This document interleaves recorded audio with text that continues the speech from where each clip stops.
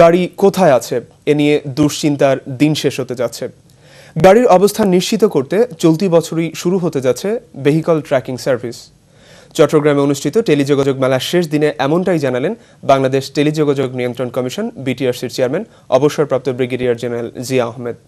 আনোয়ার হোসেন মিলনের ক্যামেরা চট্টগ্রাম থেকে আরও জানাচ্ছেন চয়ন রহমান, সাথে ছিলেন স্থানীয় প্রতিনিধি আরিজ আহমেদ। গাড়ির ভেতর থাকা জিপিএস ভেহিকল ডিভাইসটি গাড়ির অবস্থান, গতি, যানজটপূর্ণ রাস্তার বার্তা জানিয়ে দেবে। গাড়ির মালিক যে কোনো অবস্থান থেকে মুহূর্তেই জেনে নিতে পারবে গাড়ির সর্বশেষ অবস্থা। এখানেই শেষ নয়, সম্ভাব্য বিপদ আঁচ করতে পারলে এসএমএস এর মাধ্যমে মুহূর্তেই গাড়ি থামিয়ে দিতে পারবেন গাড়ির মালিক। টেলিযোগাযোগ মেলায় ভেহিকল ট্র্যাকিং সার্ভিসের এমন ব্যবহার দেখে বিটিআরসি চেয়ারম্যান জানালেন, চলতি বছরই এ ধরনের প্রযুক্তির ব্যবহার ছড়িয়ে পড়বে।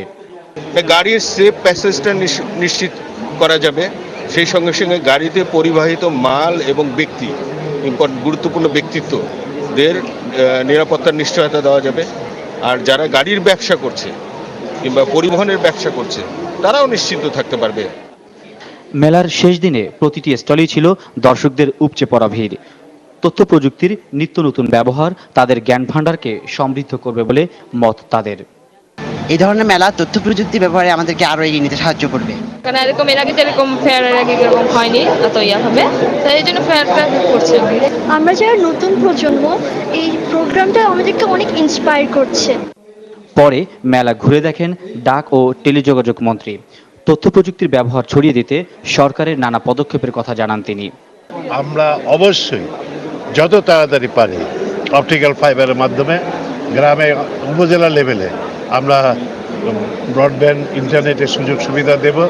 এদিকে বিকেলে টেলিযোগাযোগ মেলা উপলক্ষে বিটিআরসি আয়োজিত বিভিন্ন প্রতিযোগিতার বিজয়ীদের মাঝে পুরস্কার বিতরণ করেন ডাক ও টেলিযোগাযোগ মন্ত্রী। দুদিনব্যাপী এ মেলার সাফল্যে বিটিআরসি আশা প্রকাশ করে বলছে, ডিজিটাল বাংলাদেশ গঠনে তাদের এই উদ্যোগ এখানেই থেমে থাকবে না। তথ্য প্রযুক্তির ব্যবহার ও সম্প্রসারণে এ ধরনের কর্মসূচি ঢাকার বাইরে আরও বৃহৎ আকারে পালন করবে তারা। চয়ন রহমান, এনটিভি নিউজ, চট্টগ্রাম।